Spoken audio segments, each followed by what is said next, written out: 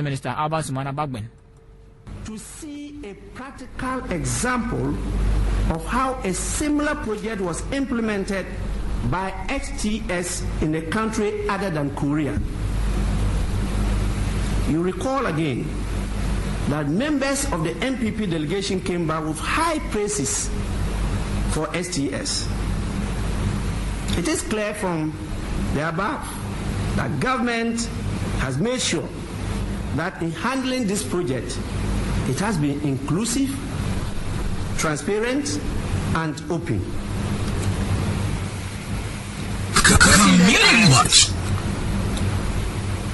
What are the real motives behind the stringent opposition of the STS housing project by these same honorable members of parliament?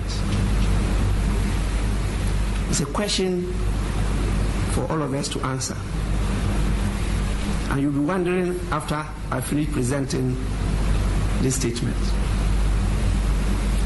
Ladies and gentlemen, Article 181 of our 1992 Constitution enjoins government to obtain parliamentary approval of the terms and conditions of a loan before these terms and conditions could come into force. This is amply explained in the Loans Act.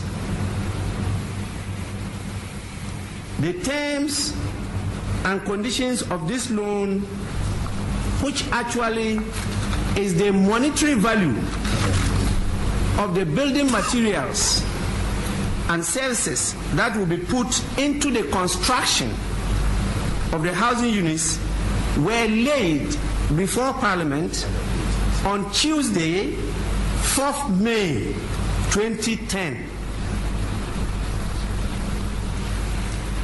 Today is what date? 27. Of what? And then people say, why are you rushing it? This focus. From May, June, July. Why are you rushing it? Read our 1992 Constitution as to how long a matter of this nature can be before a committee of Parliament.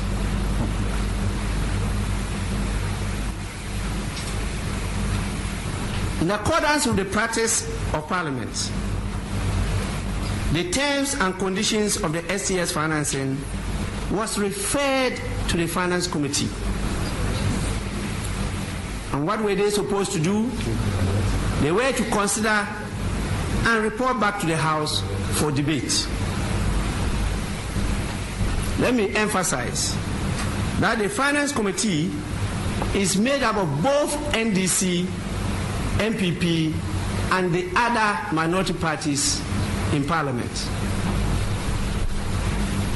As part of their deliberations, the Finance Committee requested for and was given the necessary documentations relating to the project. And let me clarify here. What Parliament is required to do is to approve the terms and conditions of the loan. Parliament is not required to approve other agreements. They are to approve the terms and conditions of the loan. That is the stage. Happily, the members of the Finance Committee at the end of their work agreed on a consensus report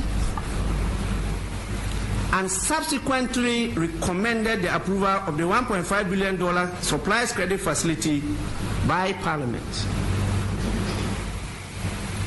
We have a way of saying yes or no in Parliament. Either it's unanimous,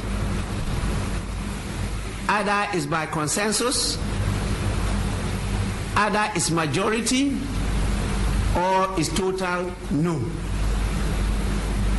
When it is unanimous, you don't expect any serious debate. because it's been agreed upon totally. When it is by consensus, you expect critical voices. But you know at the end of the day, everybody will vote for it. When it is a majority decision, then you are sure people will go far, far, far ahead of just criticizing to totally opposing and voting against. And what is no is no. Community Watch, your community to a whole new perspective. Well, that's that coming from the Water Resources, Works and Housing Minister Aban Sumana Bagbin yesterday in a press statement. But today we are told that the MPP Member of Parliament for Menchia, that's Dr. Matthew Bogu Prempeh, has said that and actually challenged Aban Bagbin to present the STX deal to Parliament and stop the media games. He said if the concerns of the minority that necessitated a withdrawal of the $1.5 billion deal had been addressed, the minister should lay the bill before the House and desist from populist political point scoring media blitz. Within those statements, was he jealous against a minister colleague who had done all that work? Was he jealous that Abungo had done all that work and that he is now coming to claim the credit or something? Or he denigrating Abungo's work to exaggerate his pedigree? I don't believe sincerely that that is what he meant. Maybe he was doing what we call political bantering and gesturing and gesticulating and things like that. But deep down in his own mind and heart, he's one of the first people who even raised problems with the agreement at the start.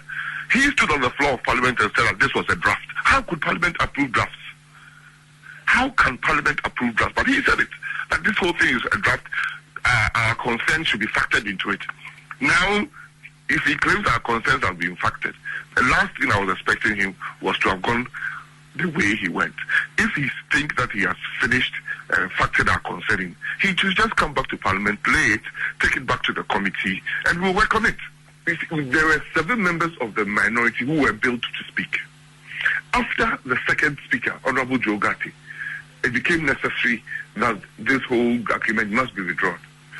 What the other 5 members were going to say had not been even made public. That was the essence of the MPP press conference, 14-page press conference, to put the reasons behind our complaint on paper, so that the government can even have a copy of that and use it to improve the deal.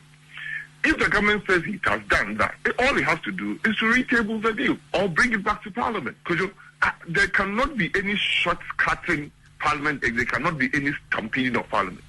You cannot claim that MPP is doing double standards because in their time they did it. If in our time we're killing Ghanaians, does it mean NDC should also become more efficient in killing Ghanaians? No. In this enterprise of building Ghana, personally, I've spoken on a lot of stations, and I'll say, if the deal comes back to Parliament and it is the best for the Ghana, I will support it. I'm not going to say I'm not going to support it because I'm an MPP member. That is not what any opposition member is saying or any minority member is saying. So I were on warrant. That's coming from sorry for that. That's coming from Dr. Matthew Bogu Prempeh for the Menchia constituency.